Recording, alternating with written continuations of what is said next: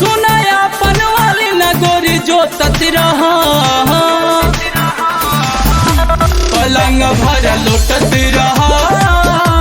हमार होई घोटत रहा पलंग भर लुटत रहा हमार होई घोटत रहा लेना रे काहे डरेलू नहीं धसी हो आई देरी में रानी हंसी हो सुनाया अपन वाली न गोरी जो तत रहा पलंग भर लुटत रहा हमारो हई घोटत रहा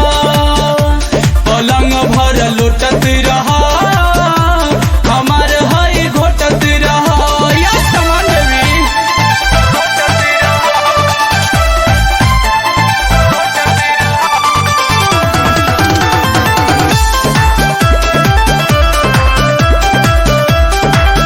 बनी कइल भीतर से केवाड़ी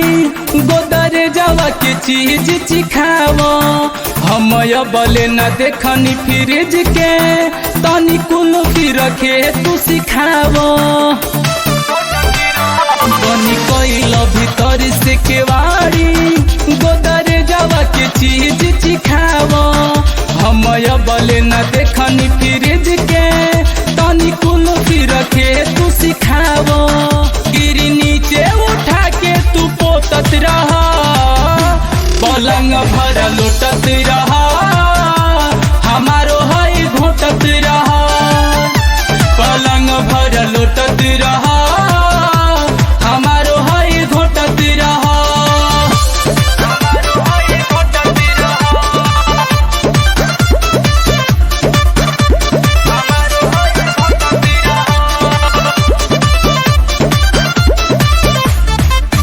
सब टेबुल चौकी सटावा